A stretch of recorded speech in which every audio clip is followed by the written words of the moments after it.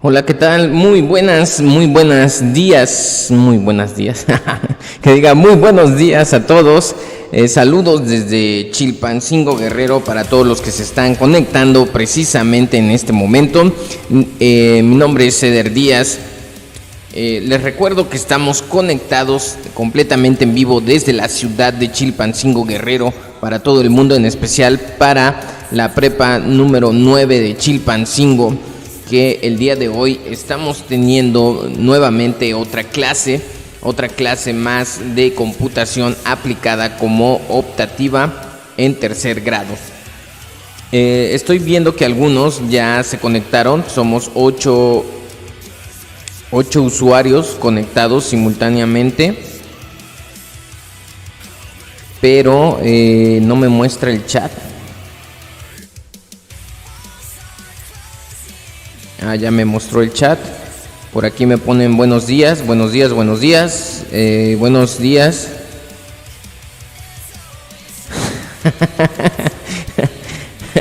Ya iba a decir buenes. Bueno, ya nos reímos un poco. Buenos días a todos. Ya son buenas tardes a partir de ahorita de las 12:01. Y déjenme decirles que hoy vamos a ver el primer tema relacionado con computación aplicada. Mi nombre es Eder Díaz, para los que se están conectando por primera vez aquí a computación aplicada en preparatoria número 9. La mayoría de los suscriptores que tenemos son de la preparatoria número 36 y de otros lugares del mundo. Tenemos suscriptores de Estados Unidos y tenemos suscriptores de otros lugares de Latinoamérica. Tenemos ahí un suscriptor de Colombia, otros 2 de Argentina. Y bueno, esta comunidad se está haciendo más grande cada vez. Les agradezco a los que han compartido mi canal y decirles precisamente que los invito a que se suscriban a este canal y al otro que tengo, que es Skies Díaz MX, y a mi página de Facebook, donde precisamente podrán encontrar información importante acerca de esta materia y del trabajo que estoy realizando. Ahorita ya somos 10 usuarios conectados, y déjenme decirles que entre la información importante es que el día de ayer precisamente iniciamos con la preparatoria número 9, y les cuento rápidamente cómo se dio la situación. Me mandaron un aviso en que solicitaban maestro para cubrir esta materia, que es computación aplicada, y enseguida pues me reporté para ver de qué se trataba. Y fui a la prepa 9 precisamente a platicar con el director, platicar con la subdirectora, y a lo cual pues ya llegamos a un acuerdo y se llegó a la, ¿cómo puedo decirles? Se llegó a la iniciativa de que empezábamos precisamente el día de ayer con clases para ustedes. Tengo el turno matutino y el turno vespertino, y hice un grupo de Classroom donde cometí ahí un pequeño error donde metí a todos los alumnos. Entonces les pido a los 10 alumnos del turno vespertino que se salgan del grupo de Classroom, porque ya creé otro de turno vespertino y ya los agregué ahí.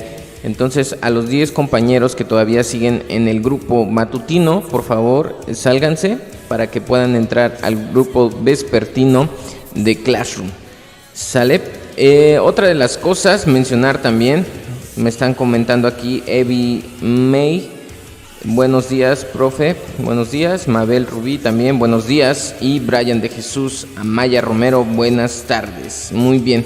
Buenas tardes, bienvenidos. Somos 9 usuarios conectados ahorita. Me preocupa un poco porque se supone que deberíamos de ser más o menos 21 alumnos en esta materia, que es precisamente computación aplicada. Y bueno, otra de las situaciones que tengo que comentar, me preguntan varios que si vamos a dar clases por Zoom. No vamos a dar clases por Zoom porque la verdad es que no queda ninguna evidencia de lo que estamos haciendo. Entonces, estos videos que estamos grabando quedarán para la posteridad, para nuevas generaciones que quieran checar pues estas clases que hemos tomado el día de hoy. Entonces, por eso damos clases por YouTube. Algunas ocasiones daremos clases por Google Meet y en otras ocasiones daremos clases en Facebook. Entonces estaremos utilizando diferentes plataformas, no nos vamos a quedar con una sola. Otra de las cosas que les debo de mencionar es que ya se dio el anuncio del regreso a clases presenciales, y esto va a ser de manera gradual. Entonces, para que ahí estén al pendiente de esta información que les harán llegar las autoridades de su escuela. Entonces, para que estén muy pendientes, para que ya vayan lavando los uniformes, y si no les quedan, subieron mucho de peso, pues igual a comprar nuevos uniformes, porque el regreso a clases ya está a la vuelta de la esquina. Entonces, para que se vayan alistando, se vayan preparando para el gran regreso a las escuelas. Les recuerdo que mi nombre es Eder Díaz. Eder Díaz, soy docente de la preparatoria número 36 y ahora soy docente también de la preparatoria número 9 de Chilpancingo. Y bueno, vamos a continuar ahora sí con el tema. Las reglas ya las saben, hay que tener una aplicación de notas para ir precisamente agregando los puntos más importantes de esta explicación que daremos. Y también, si no tienen aplicación de notas, pueden abrir un documento de Word. Recuerden que deben de tener configurado su teléfono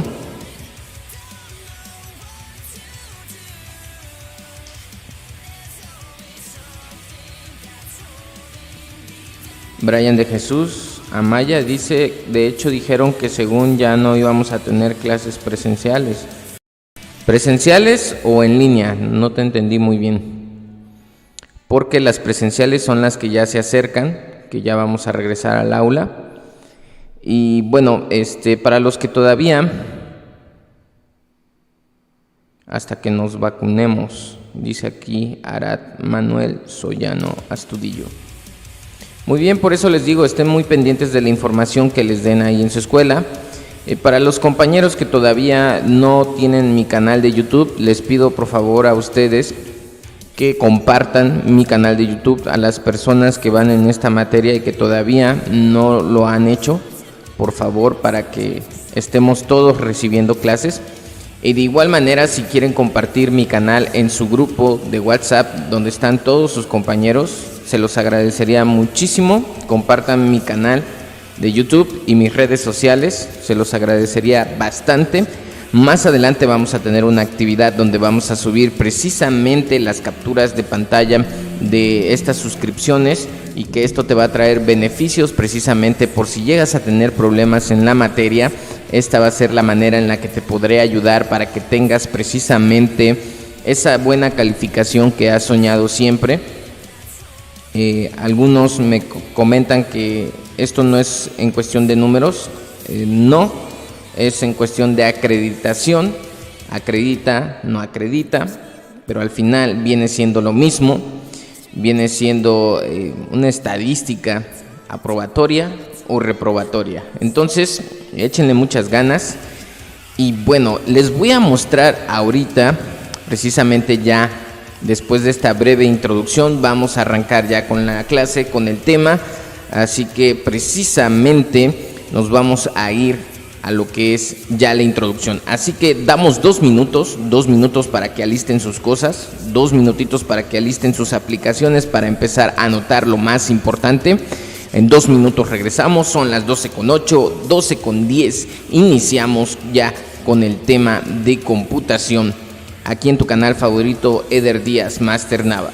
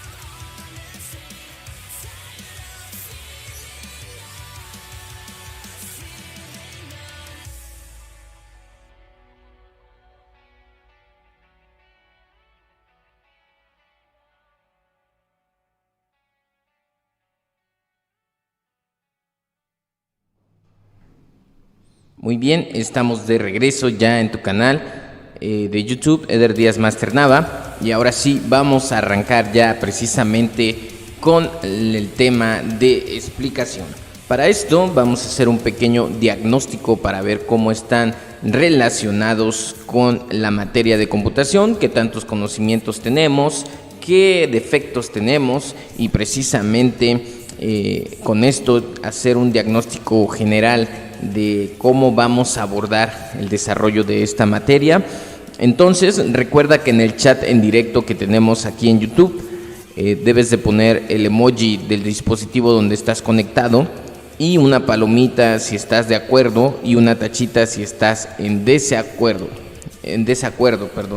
Entonces ya con esta información recuerda precisamente que cuando yo haga una pregunta en el chat, por ejemplo la palabra dudas, ustedes tendrán que contestarme con el emoji y con la palomita o con la tachita si es que existe alguna duda. De igual manera, cuando hagamos una votación para llegar a un acuerdo, será de esta manera también, con un emoji del dispositivo donde te estás conectando y una palomita o una tachita si fuera positiva o negativa tu participación. Para esto, entonces, si recordamos en computación número 1 que tuvieron en primer semestre, ustedes vieron acerca de diversos temas que tienen que ver precisamente con la tecnología. Como primer tema, seguramente ustedes vieron lo que fueron las TICs. Las TICs, por ejemplo, dispositivos de información y comunicación como la televisión, como la radio, como las computadoras y otras tecnologías como la cámara fotográfica, la cámara de video, todos estos dispositivos, también como el proyector, el micrófono que estoy utilizando, todo precisamente que utilice un emisor, un mensaje y un receptor, prácticamente es una tecnología de la información y de la comunicación que necesariamente se ocupa hoy en día. Podemos decir que todos los que tenemos un smartphone a la mano o una tablet o una computadora, estamos utilizando una tecnología de la información y comunicación. Precisamente bajo esta necesidad tan inmensa que tenemos de la comunicación, es que necesitamos entender al 100% nosotros como desarrolladores y como expertos en la tecnología, necesitamos conocer las actualizaciones que se están dando día a día. Ustedes que están inscritos en esta materia que es computación aplicada, tienen que manejarse en estándares más altos de conocimiento precisamente para dominar estas tecnologías y dominar todo lo que engloba la dimensión de lo tecnológico. Entonces, ya con esta breve introducción que te acabo de dar, seguramente te preguntarás cuál es el primer tema que vamos a ver aquí en computación aplicada, y es muy sencillo. Vamos a ver el tema de la internet y de las interfaces visuales que precisamente se han ido desarrollando desde la anterioridad hasta la actualidad que tenemos. Tenemos que entender muy bien esto para que nosotros podamos desarrollar las diferentes certificaciones, explicaciones y actividades que realizaremos a lo largo de este semestre que concluye en el mes de enero. Entonces, hablaremos precisamente de los navegadores. Los navegadores son precisamente, como lo dije antes, herramientas, programas que nos ayudan precisamente que a través de la red de la internet podamos nosotros viajar desde una dirección de una página a otra dirección de otra página.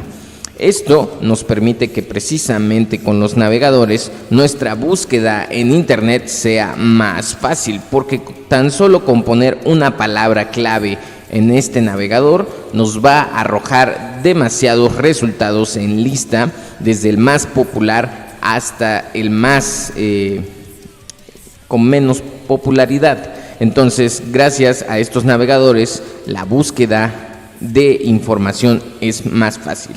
Antes de que se mejoraran los navegadores, no eran las búsquedas inteligentes como las que tenemos ahora. Ahora en los navegadores viene dividido todo: imágenes, videos, información, noticias, mapas.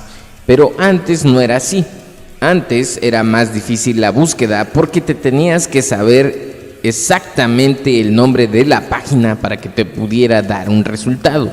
Ahora, cuando queremos saber acerca del nuevo Samsung Galaxy, solamente ponemos la palabra y automáticamente nos arroja un resultado que puede ser desde miles de páginas hasta cientos de páginas. Entonces es asombroso cómo la tecnología hoy en día ha avanzado a pasos agigantados. Entonces, tú que eres estudiante de computación aplicada, pues vamos a adentrarnos a este mundo tan interesante y recordarte que todo es bajo medida, porque a veces cuando te adentras tanto en este mundo de la tecnología, te empiezas a preocupar más por el mundo digital que por el mundo real que tienes a tu alrededor. Entonces, una recomendación es todo con medida. Aquellos alumnos que se viven en los videojuegos las 24/7, hay que tener mucho cuidado con estas tecnologías, hay que controlarlas precisamente para que no nos adentremos de más a este mundo tecnológico. Y mencionando los videojuegos, vamos a decir que también debemos de conocer acerca de interfaces. Las interfaces son muy importantes en este tema de comprensión, ya que sabemos que existen diferentes componentes en una computadora o dispositivo electrónico y tenemos que dominar precisamente cada uno de ellos. Mencionando, aquí tengo un teléfono celular, como pueden ver. Esto es un smartphone, lo tengo aquí. Para mencionar, mi teléfono es marca Motorola.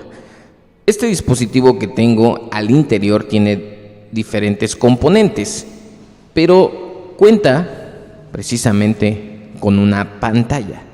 Y aquí es donde viene la interfaz visual. Imagínense que este dispositivo no tuviera una interfaz visual, que solamente emitiera sonido. No sería lo mismo, ¿verdad? Tener solamente el sonido y no tener el video. Nosotros interactuamos con este celular precisamente porque tiene una interfaz de video, donde podemos ver nuestras conversaciones, donde podemos ver la reproducción de nuestros videos y donde podemos ver también precisamente texto, información importante que nos ayuda a desarrollarnos como personas precisamente. Entonces, con esa interfaz de video, nosotros como seres humanos podemos tener un contacto visual precisamente con otras personas, con otras páginas o con algunas cosas que se anuncian a través de la gran red de la internet. Entonces, ya con esta explicación, déjame decirte que también existe una interfaz de audio. La interfaz de audio es precisamente aquella que te va a ayudar a reproducir cada uno de los sonidos que emite tu teléfono, como pueden ser alertas de seguridad, alertas de notificación y como pueden ser mensajes de voz o hasta una llamada telefónica. Si no existiera la interfaz de sonido, pues claramente no podríamos reproducir nuestra música favorita, ni podríamos reproducir YouTube, porque no tendríamos interfaz de audio. Y si no tuviéramos interfaz de video, esto sería fatal, porque prácticamente esto nos serviría solamente de adorno. Entonces, ya mencionamos la interfaz de video, que es importante, ya mencionamos la interfaz de sonido, que es también muy importante, y ahora viene la interfaz de conexiones analógicas. Sí, como todos sabemos, un dispositivo electrónico tiene interfaces de conexión analógicas, no es al 100% digital. ¿Por qué? Porque precisamente, como pueden ver, ahí está, necesita de energía eléctrica. Y al necesitar de energía eléctrica, no todo puede ser digital, necesita una conexión analógica donde va el cable que le pasará corriente a este dispositivo. Entonces, por eso necesita los puertos de conexión que van en la parte de abajo. en mi modelo, porque hay otros que tienen diferente localización para los puertos de conexión. Este es el puerto de conexión de energía eléctrica, pero también tiene los puertos de los botones físicos para volumen y apagado, y también tiene los puertos de conexión para el mini jack 3.5 de audio. Ahí es donde van los audífonos o cualquier otro dispositivo de cable para reproducir el audio que emite nuestro teléfono celular. Todos los dispositivos, computadoras, televisiones, proyectores, todos tienen una interfaz de video, tienen una interfaz de audio, también tienen una interfaz de puertos de conexión, y al mismo modo también tienen algo importante, que es la interfaz para guardar la información. Recordemos que si esto no tuviera una interfaz para guardar información, pues obviamente todas las fotos que tomemos no se quedarían aquí, todos los videos que grabemos no se quedarían aquí, y los mensajes de WhatsApp tampoco se quedarían aquí. Entonces es necesario que siempre tenga una unidad de almacenamiento interno para que podamos tener toda nuestra biblioteca de medios guardadita sin ningún problema. Existen dispositivos externos donde podemos guardar información, pero no corresponden a la composición interna de cualquier dispositivo electrónico. En la parte de acá, como pueden ver en la pantalla, tengo una computadora de escritorio que tiene los mismos componentes: interfaz de video, interfaz de audio, interfaz de conexiones de puertos de USB, pueden ser de carga, pueden ser de audio y de diferentes cosas. También tenemos el puerto donde se conecta la cámara, precisamente la cámara web o la cámara para las selfies, y también la cámara trasera, que puede ser panorámica o puede ser de ángulo regular para tomar las fotos. Entonces, con estos dispositivos tenemos diferentes interfaces, y bueno, prácticamente esta explicación que te estoy dando es para que tú entiendas precisamente que existen diferentes interfaces, porque en el primer tema de computación aplicada nos habla acerca de las interfaces visuales. Entonces tenemos que decir que la imagen que estás viendo en estos momentos a través de tu pantalla, de tu teléfono o de tu computadora, es gracias a la interfaz de video. Y cada interfaz de video funciona con algo mágicamente llamado tarjeta de video. La tarjeta de video nos ayuda precisamente a que la resolución de nuestra imagen de video sea de la mejor calidad. Obviamente existen dispositivos de gama baja que no te darán una resolución de video tan buena como otros dispositivos que cuestan arriba de los 6,000 pesos, 7,000, 8,000, 10,000, o si eres de esos fanáticos que les encanta el iPhone y que ya están ahorrando o que ya se compraron el iPhone 13, pues obviamente van a tener una mejor calidad de resolución en la interfaz de video. También existen otros modelos como el Huawei, como el Galaxy y como el Motorola también, pero no es su fuerte. Pero existen grandes modelos que nos dan una resolución en interfaz de video muy alta. Entonces, la interfaz de video es meramente muy importante. Entonces, cada dispositivo que tenemos aquí funciona también con un lenguaje de programación. Esto quiere decir que no tienen un lenguaje común como el que utilizamos nosotros los humanos, tienen un lenguaje máquina de programación de alto nivel, con el cual se comunican las diferentes aplicaciones y diferentes componentes internos que tiene cada dispositivo electrónico. Estas mismas características las podemos encontrar precisamente en otros dispositivos electrónicos, como son microondas, como son precisamente proyectores. También los proyectores tienen estos mismos tipos de componentes al interior. Y prácticamente, pues, puedo decir que las interfaces son vitales para el funcionamiento de cualquier dispositivo electrónico. Entonces, mencionando las interfaces, la Internet tuvo que precisamente adoptar cada uno de estos dispositivos para poder ingresar en la red.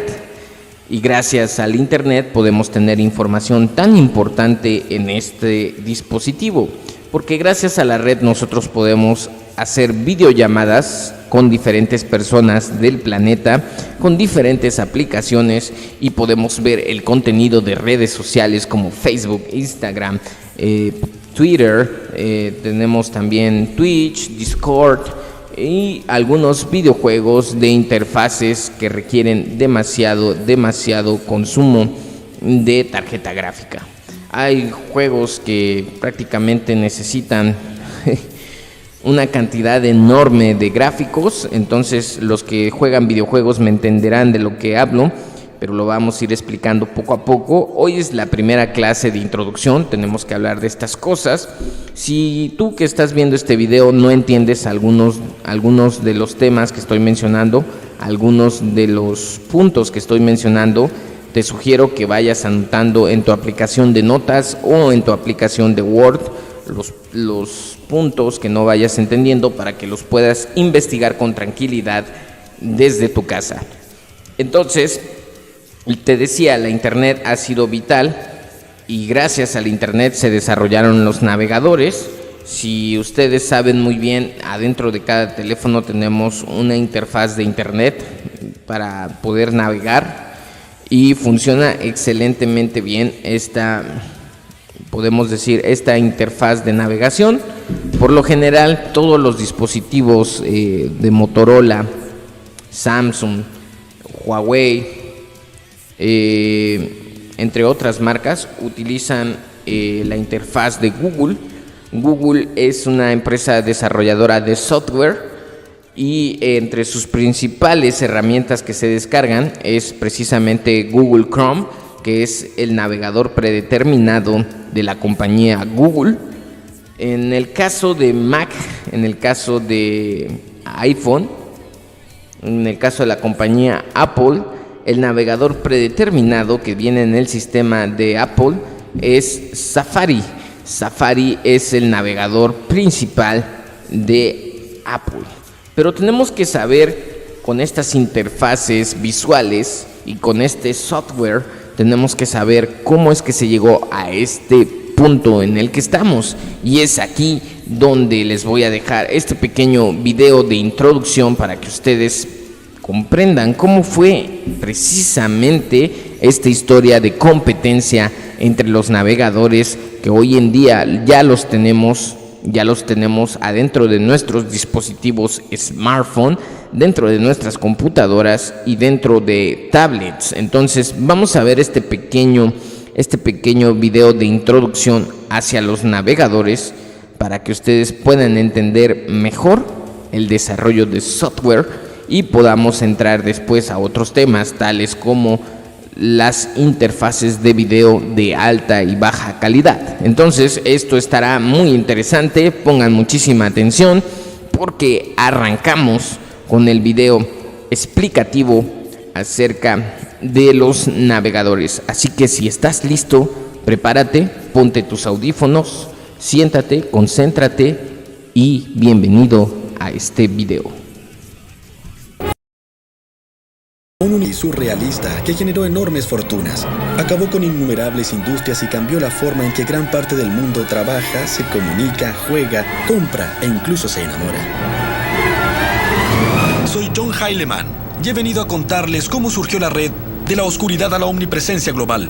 Es una historia que conozco muy bien, porque como periodista he visto todo el espectáculo desde la primera fila. Estuve más de una década en Silicon Valley y fui testigo de los momentos importantes que formaron la edad de la Internet.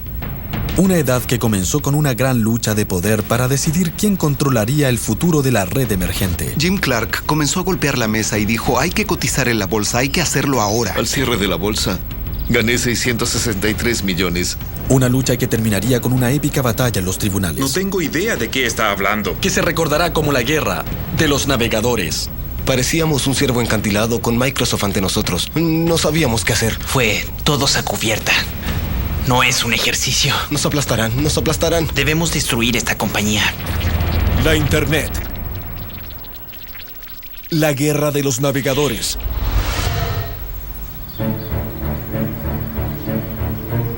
Hoy estamos acostumbrados a la red con diseños gráficos y sonidos, donde un clic del ratón puede enviarnos por un nuevo camino. Quizás dónde terminaremos. ¡Diablos! Pero a comienzos de los 90, la red era muy diferente. Era básicamente una oscura red de investigación inventada unos pocos años antes por un científico inglés llamado Tim Berners-Lee. Había muy pocas páginas web y las que existían consistían solo de línea tras línea de texto. Había que ser un genio loco para emocionarse con esa cosa.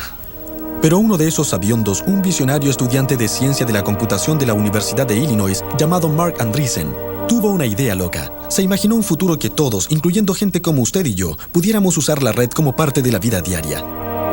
Andreessen trabajaba en algo diferente, en un cubículo cerca del mío.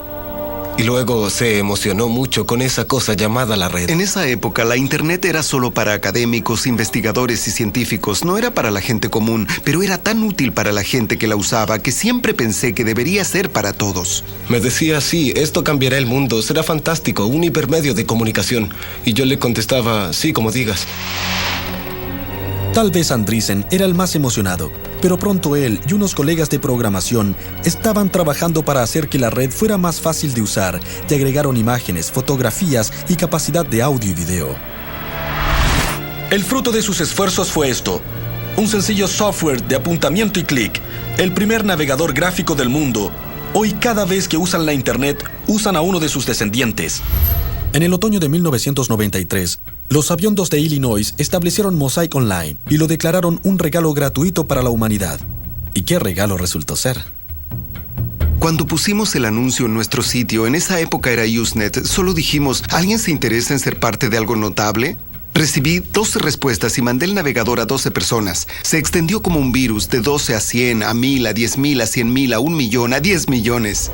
Ese fue el momento en que la Internet pasó de la oscuridad a la omnipresencia, de ser un juguete y herramienta para científicos a un auténtico medio de comunicación. Un grupo de chicos, adictos a la computación, había comenzado una revolución. Pero antes de que Mosaic pudiera ser realmente global, al igual que Bill Gates y Microsoft, necesitaba un ingrediente más: un gigantesco montón de dinero. Este edificio extremadamente caro fue un regalo para la Universidad de Stanford de parte de un hombre, uno de sus ex profesores, Jim Clark. Clark, un chico pobre de Texas, no terminó la escuela y acabó siendo profesor de computación en Stanford.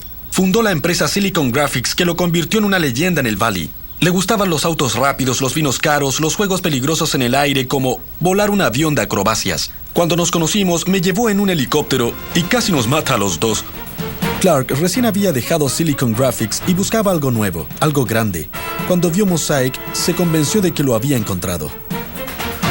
Había pasado muchos años pensando sobre la convergencia de los medios de comunicación con la tecnología digital. Así que en cierto modo se cristalizó en mi mente que la Internet y la red mundial finalmente serían los que iniciarían esa convergencia. Clark no perdió tiempo y se puso en contacto con Mark Andreessen, recién graduado de la universidad, y se lo llevó de Illinois directo a un trabajo en Silicon Valley. En el 94 recibí un correo electrónico de Jim Clark. Me decía que comenzaría una nueva compañía de software y si quería conversar con él. Rompí mi regla de no levantarme antes de mediodía y desayunamos a las 7 a.m.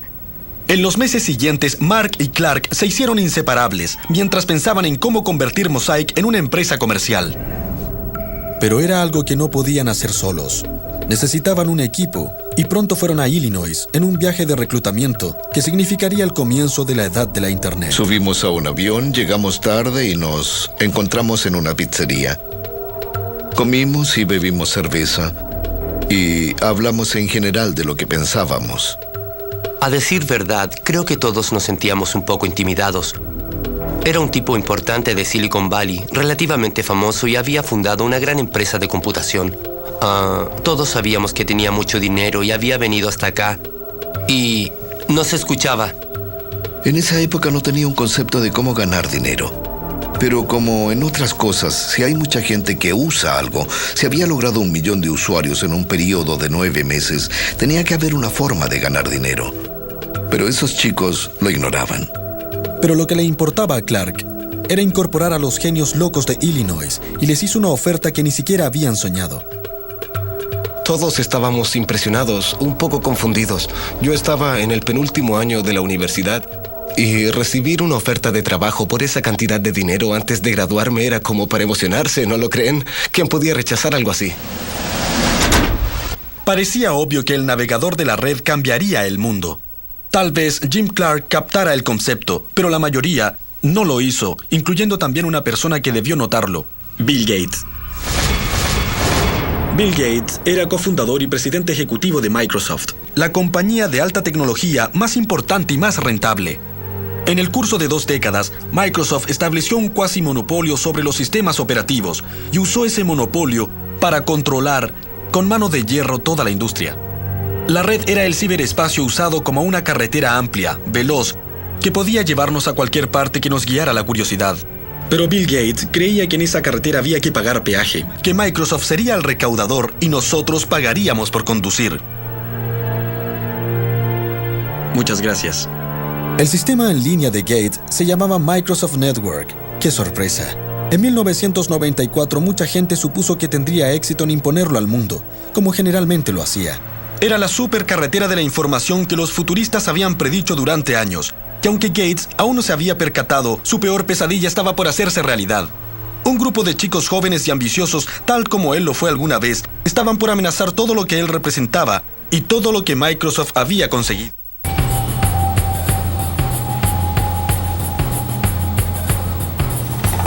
Brillante, de lentes y obsesionado por las computadoras desde su infancia, el camino de Bill Gates para convertirse en la figura más poderosa de la tecnología comenzó en 1975, cuando a los 19 años abandonó Harvard para comenzar Microsoft con Paul Allen, su amigo de la secundaria. La visión de Gates era simple y muy ambiciosa. Un computador en cada hogar y en cada oficina, y cada uno de ellos con software de Microsoft. En 1993, su sueño estaba cerca de ser realidad. Casi el 90% de los computadores tenían Windows de Microsoft. Gates y el ejército que había reunido en la sede de Microsoft, en las afueras de Seattle, trabajaron muchísimo y eran muy rudos con sus rivales. La compañía subía y dejaba una estela de cadáveres a su paso. Competidores como Lotus, WordPerfect, Borland o Novell, incluso la poderosa IBM cayó de rodillas. Gates era uno de los hombres más ricos e influyentes, y lo sabía. Una noche en una cena, él y unos amigos discutían la elección de Bill Clinton y Gates dijo: «Yo tengo tanto poder como el presidente». Su esposa le dio un puntapié bajo la mesa, pero a decir verdad, tal vez era cierto. Para muchos, el poder de Gates era seductor. Ya se tratara de un joven y ambicioso ingeniero de software como Thomas Reardon, Hadi Partovi, o un ejecutivo con experiencia como Sam Yadala. Microsoft era el lugar donde había que estar.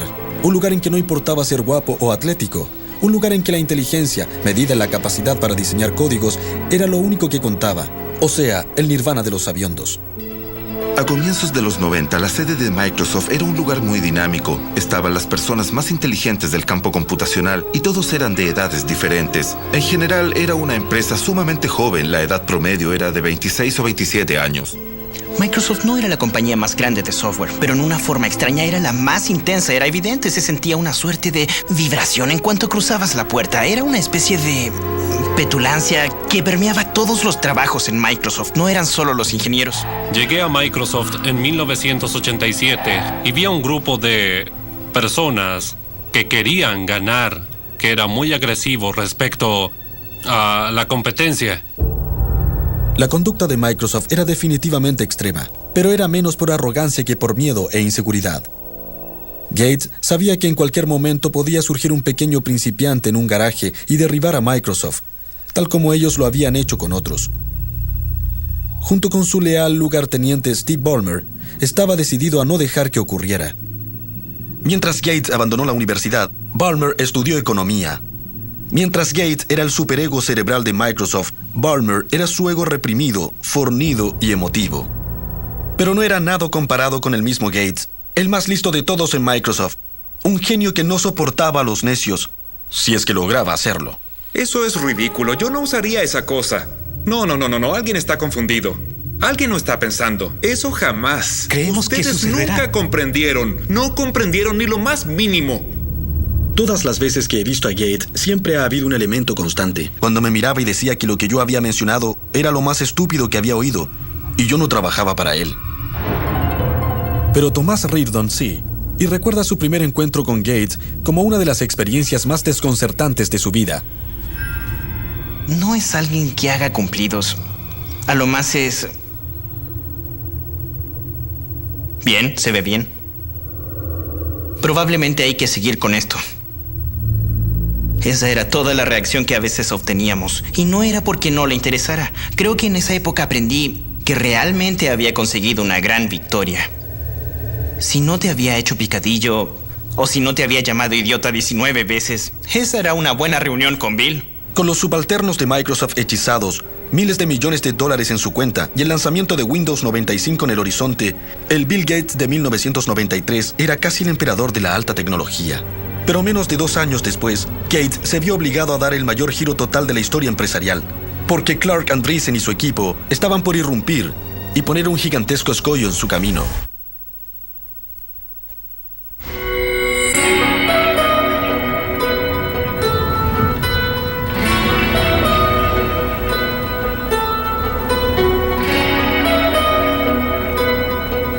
Ciertas partes del mundo son como imanes para algunas personas. Los Ángeles para los actores, Las Vegas para los jugadores, París para los artistas. El trecho de 50 kilómetros entre San Francisco y San José siempre ha sido un imán para los interesados en tecnología. En el verano del 94, este lugar se había convertido en la sede de Jim Clark y su banda renegada de pioneros navegadores de la red. En los meses que siguieron, lanzaría la empresa de software de mayor crecimiento que el mundo haya visto, Netscape Communications. Bajo la mirada vigilante de Clark, la gente de Netscape se dedicó a la causa de extender el alcance de la red, todavía incipiente, con la esperanza de enriquecerse en el camino. Pero primero tenían que enfrentar un caso severo de choque cultural. Nunca antes había venido a California y cuando llegué pensaba, ¿por qué nadie me ha hablado de este lugar? Esto es la Meca. Esto es como Disneylandia para los entendidos. También fue una idea brillante sacar a varias personas de su medio conocido e insertarlos en la nueva compañía que nacía, porque no sabíamos hacer otra cosa sino trabajar. El plan era simple. En Illinois, la banda había creado el primer navegador gráfico de la red Mosaic. Ahora debían trabajar como locos para hacer un nuevo navegador basado en ese y convertir la Internet en el futuro del comercio y la comunicación. Solo otro día en la oficina, ¿verdad? Creo que el objetivo, tal como me lo dijeron a mí y al resto del grupo, era conquistar el mundo lo más rápido posible. Nada excepcional, nada demasiado grandioso, solo había que hacer un software tan atractivo y tan fantástico que habría que ser un necio para no desearlo. Todos en Netscape sabían que el tiempo era esencial. Día a día la red se hacía cada vez más popular. El temor era que otra compañía viera su potencial y lanzara un navegador antes de que Netscape pudiera hacerlo. Tenía un ciclo de 36 horas, trabajaba 24 y dormía unas 12 horas. Me alimentaba de caramelos y refrescos. Una vez que comenzamos, había una gran sensación de urgencia. Todos sabíamos que no era una cosa difícil de hacer. Y tenían motivos de preocupación. En Seattle, aunque Bill Gates todavía tenía dudas acerca de la red, algunas personas de Microsoft eran conscientes de la existencia de Netscape. Thomas Reardon los contactó una vez para obtener información. Pero Netscape, por mucho temor que sintiera, daba una impresión muy diferente, una de gran arrogancia. Estábamos conscientes de ellos a la distancia. Así que llamé y hablé con un ejecutivo y básicamente me dijo que no le interesaba. Mi reacción fue, vaya, siempre que llamaba todos decían, wow, es Microsoft. Con Netscape, después de 15 minutos me dijeron que no les interesaba. Simplemente eso, ni siquiera que los volviera a llamar. La costumbre de los que trabajábamos en Microsoft era ser como los reyes de la industria y en algún momento nos rendían honores, cierto tipo de homenaje, pero nada. Era obvio que culturalmente Netscape ya entonces percibía a Microsoft como el enemigo. El 13 de octubre de 1994, después de meses de codificación sin parar, Navigator, el nuevo navegador de la red de Netscape, por fin llegó al público. Desde ese momento el conflicto era inevitable, con Netscape simbolizando a David y Microsoft al poderoso Goliath. Uno pensaría de que David no tenía mucha oportunidad en esa pelea, pero desde que Netscape lanzó Navigator, este fue un éxito instantáneo y arrollador. La noche en que lo lanzamos estábamos en una sala de reuniones, una computadora registraba las descargas y se oía un cañonazo cada vez que bajaba el software. Después de un momento parecía una guerra porque los cañonazos sonaban sin parar. Pronto la red se extendía por todo el planeta como un incendio. La edad de la Internet había comenzado y no tenía nada que ver con Microsoft. Nunca habíamos visto algo así en la historia del software. En 30 días, el 90% de la gente que estaba en la red cambió de Mosaic a Netscape. Eso no sucede con el software. Nunca, jamás, jamás. Hubo un momento en que Netscape llegó al 1.000.000 de descargas y de pronto pensamos, ¿qué está pasando? ¿1 millón de descargas? Eso es bastante. Pero la preocupación que Microsoft sentía por Netscape iba más allá de su pequeño navegador, para comprender por qué se requiere cierto conocimiento técnico. En el negocio de la computación, las compañías más poderosas controlan lo que se llama una plataforma de software.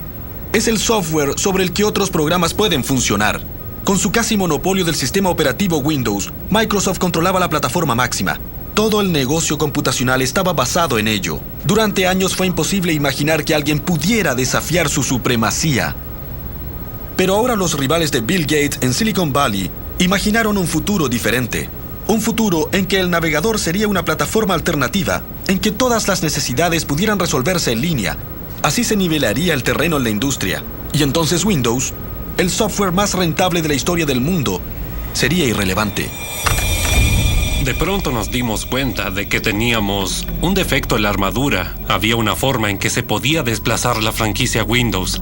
Había situaciones que podía llegar a ser populares y en los que podríamos perder nuestra posición de liderazgo. Microsoft no podía ignorar el repentino éxito de Netscape. De pronto Bill Gates comprendió todo, no solo la importancia de la red, sino la dimensión de su propio asombro estratégico y la necesidad de hacer algo al respecto. Tarde una noche, Gates se sentó ante su computadora y escribió un memorando a sus tropas titulado El maremoto de la Internet.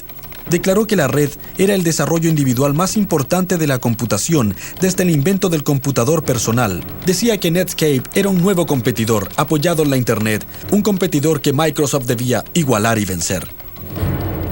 Era un giro total, no era algo que se pudiera comenzar la próxima semana ni el otro mes, sino que ahora mismo había que hacer cambios. El mensaje de Bill a la compañía era: debemos encontrar muchas formas de poder librar esta nueva batalla. Seguramente ese fue el comienzo de la guerra de los navegadores.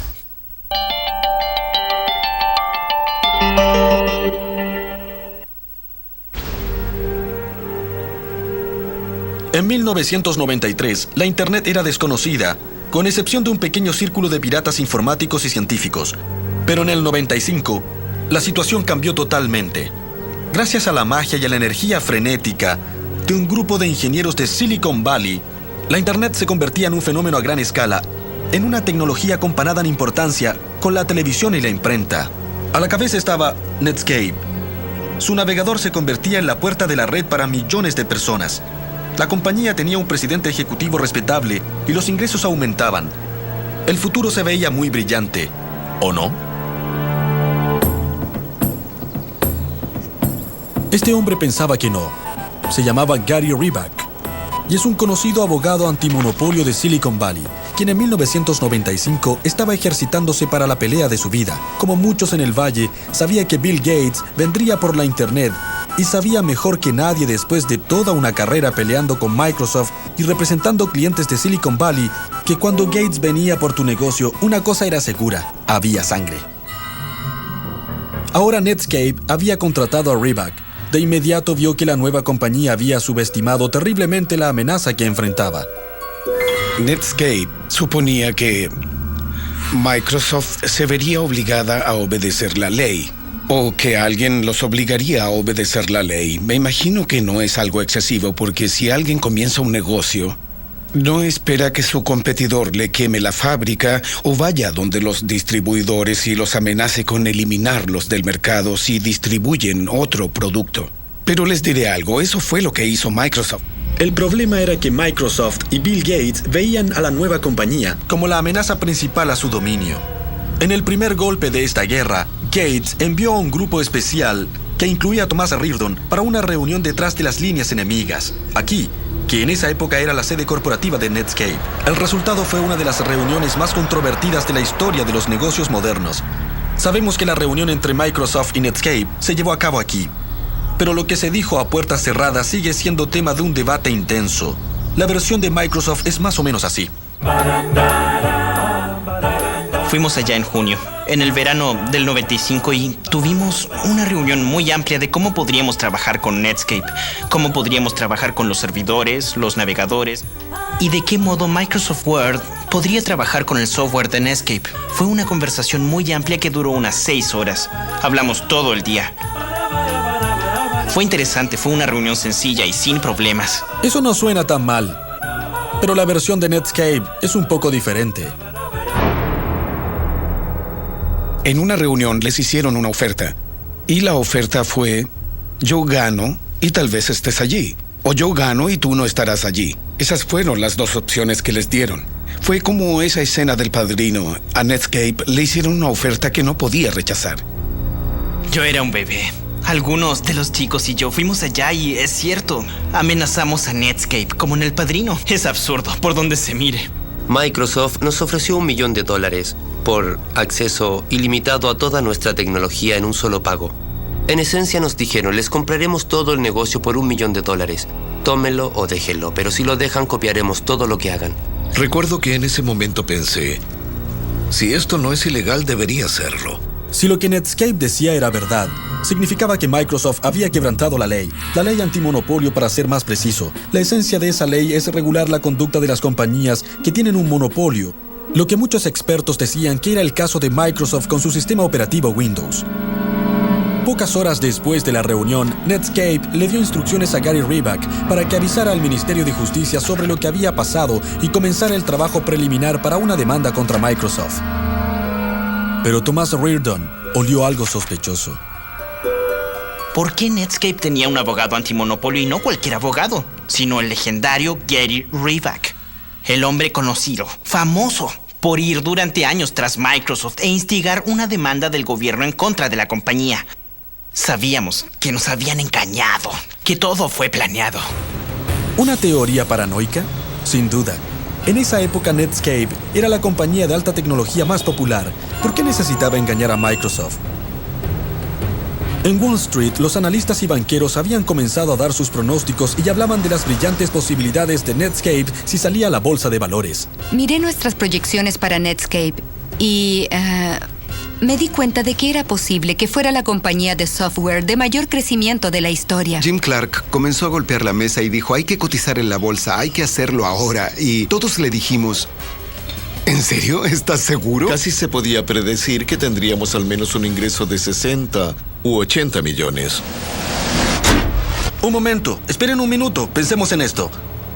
Antes de Netscape, la regla estándar de Wall Street era que una compañía necesitaba al menos 1 año, ojalá 2, de obtener ganancias fuertes antes de pensar en cotizar en la bolsa. Pero en 1995, Netscape solo llevaba 1 año de existencia. No tenía un centavo de ganancias y no tenía idea de cómo lograrlas. Según Jim Clark, el motivo para cotizar en la bolsa era porque quería una gran ganancia para construir el yate computarizado más grande del mundo. En esas circunstancias, era una locura salir a la bolsa, ¿no creen?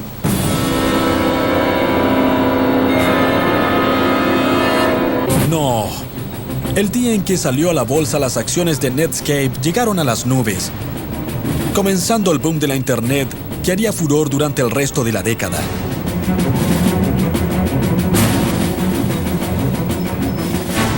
Yo me encontraba en el parque y fui a hablar con nuestro corredor David Slane, y Matt Dasolda, el encargado de nuestro escritorio, se paró frente a mí y literalmente impidió que me acercara a Dave. Le pregunté, ¿qué pasa? Y me contestó, hay un enorme volumen de transacciones y Dave necesita toda la concentración que pueda conseguir. Comenzamos a ver mayor cotización de la historia, mayor crecimiento. Todos dijimos, en verdad le gustamos a la gente. La Internet empezó de la nada a ser la historia más grande en llegar a los medios de comunicación y a la conciencia del consumidor. En ese momento fue cuando el nivel de atención simplemente rompió los moldes. Yo había invertido 5 millones en la compañía y el día de la cotización, al cierre de la bolsa, gané 663 millones. Justo lo suficiente para que Clark comprara su yate y suficiente para que Netscape fuera una empresa cotizada en la bolsa con acciones a $120 y una evaluación de más de 2.000 millones. Los ingenieros de Netscape, jóvenes veinteañeros, eran ahora sabiondos famosos sumamente ricos. Por supuesto que se les subió la cabeza. Obnubilados por su éxito, comenzaron a pensar que eran invencibles. Trataban incluso a sus aliados con indiferencia. ¿Y a sus enemigos? A uno en particular. Quebrantaron una de las reglas fundamentales de Silicon Valley, no burlarse del gigante. En la época en que nadie osaba insultar a Microsoft, Marc Andreessen no dejaba de declarar a la prensa su desprecio por esa compañía. En muchas ocasiones, Marc Andreessen dijo claramente que Microsoft no lo impresionaba, que además el software no era de gran calidad y que Windows estaba muerto. Una de sus declaraciones fue que Windows terminaría siendo una serie de controladores mal depurados. ¿Una serie de controladores mal depurados? ¿Qué significa eso? Para gente como usted y yo, no suena tan mal. Pero si es un ingeniero que habla en tecnicismos, el comentario de Marc Andreessen equivalía a una ofensa a Bill Gates. Y le siguió justo el juego a Bill Gates, alentando a Microsoft en una guerra incipiente contra Netscape. Para los desarrolladores de Windows, que eran algunos de los mejores del mundo, que alguien llamara a su bebé una serie de controladores mal depurados era un golpe bajo. Fue algo muy insultante y realmente los motivó a seguir. Yo puse personalmente fotos de los ejecutivos de Netscape en los pasillos con sus declaraciones. Algo que motivara a todos para que supieran que esas eran las personas con quienes luchaban. Luego comenzaron a aparecer artículos que decían Netscape, la nueva Microsoft. Y la reacción fue, no, nosotros somos Microsoft, somos la nueva Microsoft. En diciembre de 1995, con sus ingenieros deseosos de pelear y las emociones a flor de piel, Gates anunció al mundo que tenía Netscape en la mira. Microsoft planeaba llevar a la compañía de Clark y Andreessen a una muerte temprana, con un navegador propio, Internet Explorer. Microsoft rápidamente organizó una conferencia de prensa y una reunión de analistas en Seattle.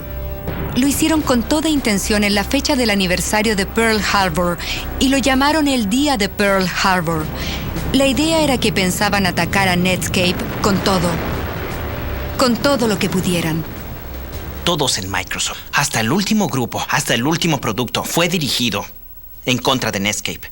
Podíamos declarar que nos concentrábamos en Internet, pero era contra Netscape, así de simple. Íbamos con todo, hasta el último hombre. No era un ejercicio. Teníamos que destruir a esa compañía.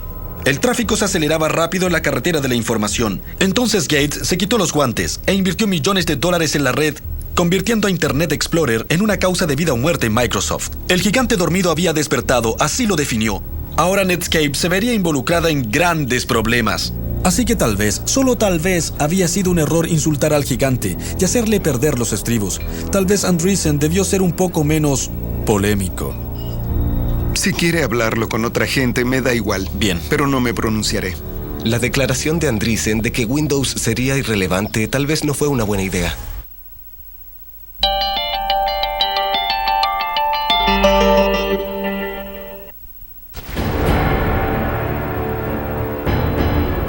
El 96, la Internet estaba por explotar. Microsoft y Netscape tenían miles de millones en juego y se trenzaron en una lucha de poder sobre quién dominaría el nuevo mundo de la red.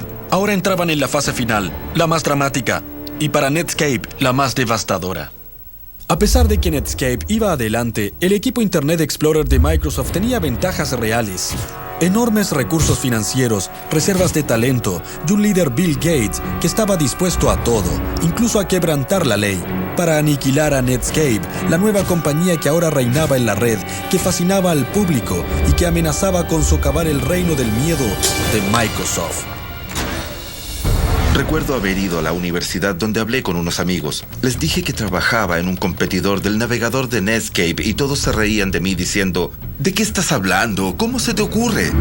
El plan de Microsoft era sencillo: analizar todos los movimientos de Netscape e imitarlos, lanzar versión tras versión de Internet Explorer y acortar lentamente la ventaja de Netscape en el mercado de los navegadores en un 1% cada vez. Mi día típico era: me levantaba, le daba desayuno a los niños y a la guardería. Llegaba al trabajo como a las 9:30 y me quedaba hasta las 3:30 de la madrugada. Llegaba a casa, dormía 4 horas, me levantaba, desayunaba, llevaba a los niños y trabajaba de 9:30 a 9:30. No nos pagaban extra comparado con otros empleados de Microsoft. Solo temíamos que nuestro producto perdiera. No solo los ingenieros trabajaban como si su vida dependiera de ello. Gates también tenía otra arma formidable a su disposición: su oscuro ejército de vendedores. Reservados, implacables y a veces solapados. Su misión era clara: sacar el navegador de Netscape del negocio fuera como fuera. Cortarle el suministro de aire, como dijo alguien de Microsoft, y obligar a los consumidores de Microsoft a usar el Internet Explorer. La gente que vendía el software a los fabricantes de computadoras era como si perteneciera a un culto oscuro. Sabíamos que hacían dinero en formas que tal vez nadie quiera conocer. Eran como ninjas. Nadie les preguntaba lo que hacían, solo iban y hacían grandes tratos por $500 millones. Eran grandes contratos de multimedia. Hacían lo que fuera necesario. Yo no quería saberlo y la gente a mi alrededor tampoco. El silencioso ejército de vendedores asesinos de Gates usaba toda clase de tácticas para impedir que los fabricantes de computadoras instalaran cualquier cosa que no fuera Internet Explorer. Le dijeron a Compaq que si distribuía nuestro navegador, Microsoft le cancelaría la licencia de Windows. Bueno, Compaq no podía mantenerse en el negocio sin esa licencia y no podía distribuir el navegador. Digan lo que digan sobre el juego sucio de Microsoft, este estaba funcionando. Ambas compañías iban cabeza a cabeza con una versión tras otra de sus navegadores, pero la parte del mercado de Internet Explorer crecía en forma continua y Netscape sentía que Microsoft la estaba alcanzando. No teníamos ninguna posibilidad de error. Si no cumplíamos con un plazo, nos pisaban los talones, de modo que era muy difícil. Éramos como un ciervo frente a unos reflectores. ¿Qué hacemos? ¿Qué hacemos? Nos aplastarán. La sensación de muerte inminente de Netscape se vio agravada por otra cosa. Si la compañía quería realizar su potencial, tenía que obtener ganancias, de modo que cada centavo era valioso. Pero Microsoft tenía miles de millones de dólares en el banco, lo que le permitió hacer algo extraordinario. En vez de cobrar por su navegador como Netscape debía hacerlo, Microsoft entregó gratis el Internet Explorer, integrado en forma perfecta en el sistema operativo de Windows. Con Explorer 4 se terminó. Ya no era más ganaremos. Con Explorer 4 teníamos más del 80% de los usuarios. En septiembre del 97, la guerra había terminado. Microsoft había triunfado. Netscape se tambaleaba, su negocio daba tumbos, su supervivencia era dudosa. Para celebrar el lanzamiento del Explorer 4, Bill Gates dio una fiesta en honor de los guerreros que crearon su navegador. Pero en vez de hacerla aquí, en Seattle, decidió que un lugar mucho más adecuado sería San Francisco, el corazón del territorio de Netscape. Durante la celebración, Thomas Reardon y sus colegas ebrios se fijaron en un símbolo de 3 metros de Internet Explorer que estaba en el vestíbulo y tuvieron una idea diabólica, aunque beoda. Subimos esa enorme que pesaba, cientos de kilos a un camión y realmente ni siquiera la pudimos amarrar al camión. Después de asegurar la gigantesca al camión, la gente de Microsoft le pagó a un conductor para que los llevara hasta Silicon Valley. Lo arrojaron aquí, en la fuente de Netscape, y regresaron tambaleándose al hotel. ¿Una broma juvenil? Por supuesto, pero también fue un símbolo adecuado. Desde ese momento todo fue cuesta abajo para Netscape. Un año después, su parte del mercado era inferior al 10%. La compañía que introdujo la edad de la Internet resultó adquirida por otra más grande pero menos atractiva, AOL. Teníamos la sensación de que estábamos haciendo algo duradero, pero cuando terminamos en AOL, todos sentimos que se había acabado, que era el fin, que no iba a durar. Eso fue bastante duro. Jim Clark también estaba decepcionado por la muerte de Netscape, pero tenía una cierta manera, más bien varios millones de maneras de consolarse. Invertí $5 millones en la compañía. Y al final gané cerca de 2.000 millones. Esa es una ganancia mayor a la esperada. Todos los ingenieros de Netscape también ganaron unos cuantos millones, pero al final se quedaron pensando en lo que pudo ser. Saben, no éramos nada. Éramos mucho mejor que eso. Sí, éramos mucho mejor. Habríamos sido perdedores amables. No, habríamos sido malvados. Ahora simplemente lo sé, pero nunca tuvimos en verdad la oportunidad de serlo. Jim Clark y su banda de codificadores terminaron derrotados, aunque para ellos la guerra había terminado. Pero para Microsoft y Gates era todo lo contrario. Enfrentarían a un enemigo mucho más grande y más implacable que Netscape. Un enemigo muy diferente a todos los que Gates había enfrentado. No residía en Silicon Valley y no distinguía el software de nada, pero amenazaría con dividir a Microsoft. El enemigo era el gobierno, que ahora creía que Gates no era un héroe, sino un terrorista tecnológico.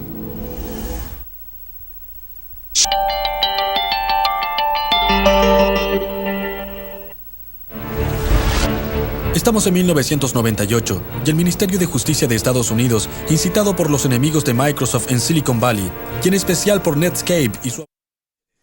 Ok. Bueno, como pueden ver, este videíto se extendió un poco más de lo normal.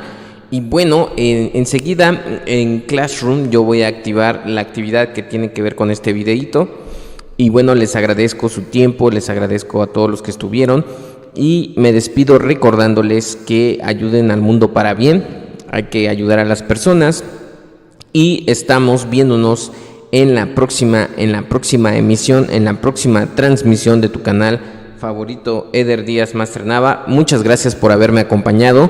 Estén pendientes a la actividad que voy a dejar precisamente aquí en Google Classroom, así que estén muy pendientes y nos vemos hasta la próxima. Chao, bye, muchas gracias por acompañarme, así que nos vemos en la siguiente transmisión. Bye a todos, cuídense muchísimo y nos vemos hasta la próxima.